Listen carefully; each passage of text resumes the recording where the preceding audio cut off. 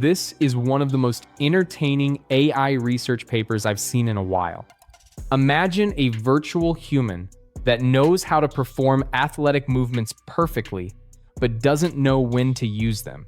A perfect vault doesn't help if the obstacle moves out of position. That's the core challenge of teaching parkour to a virtual character. Systems trained mainly to imitate humans can look incredibly realistic, but they tend to become rigid and repetitive.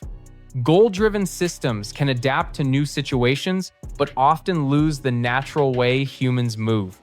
This new approach tries to combine both realistic human motion with the ability to improvise when the environment changes.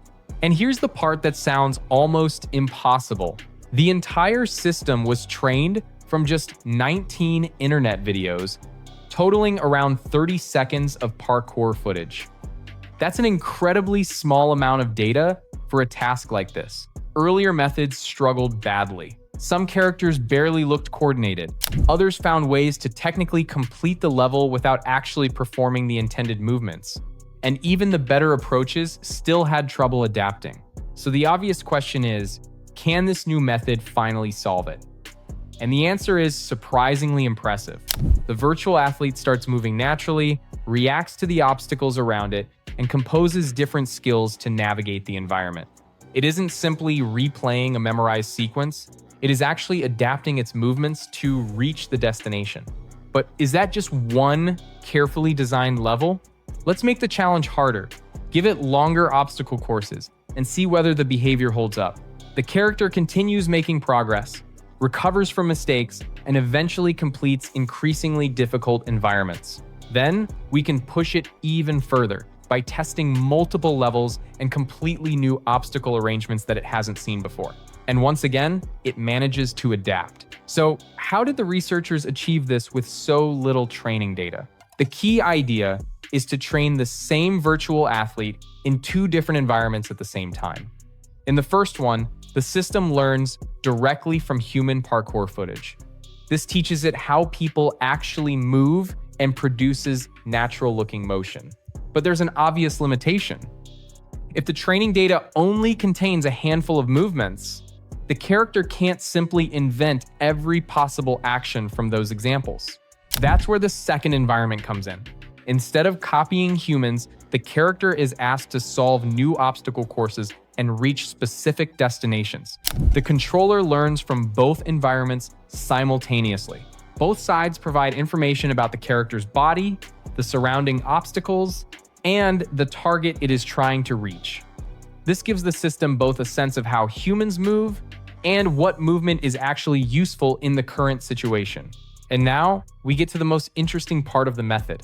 The researchers essentially introduce a judge that evaluates whether the generated movement looks like a realistic human motion while also making sense for the environment. Real human movements, paired with their obstacles, are treated as the reference. The AI-generated movements are then evaluated against them. If the virtual athlete produces awkward or unnatural motion, it receives a poor score. But as its movements become more human-like and better suited to the obstacle in front of it, the score improves. The athlete and the judge are trained together. The athlete gets better at producing convincing movements, while the judge gets better at recognizing artificial ones. There's also an additional component designed to keep that judging process stable. So tiny changes in a movement don't cause completely unpredictable evaluations. Together, these ideas produce the surprisingly natural parkour behavior we're seeing here. Of course, the system isn't perfect. It achieves lower tracking error than previous approaches, meaning its movements stay closer to the reference human motion. But that improvement comes with a trade-off.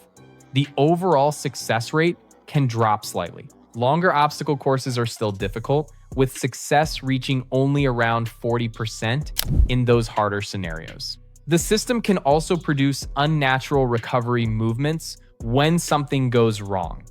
So there are definitely limitations. But considering the tiny amount of human training data, the ability to adapt to unseen obstacle arrangements is genuinely impressive. And now, Here's my favorite move from the entire sequence. Look at that. The character isn't simply replaying a pre-recorded animation, it's combining learned movement skills to deal with a situation it hasn't encountered before. And that's what makes this research so interesting. The paper is freely available, which means the ideas and knowledge are accessible to everyone. Hopefully the code will become available as well. Every time research like this is openly published, it gives the rest of the community another building block to experiment with and improve. This is exactly why I love following AI research. A paper can introduce an idea today, another researcher can build on it tomorrow, and eventually those ideas can become part of something much bigger. I use Lambda to reproduce AI research papers, often in minutes. It's also useful for training your own models, fine-tuning existing ones, running inference, and experimenting with text-to-image or video systems. You can even run a DeepSeek chatbot or agent using powerful NVIDIA GPUs. I use it to test ideas from the papers I cover, launch experiments, and get results quickly.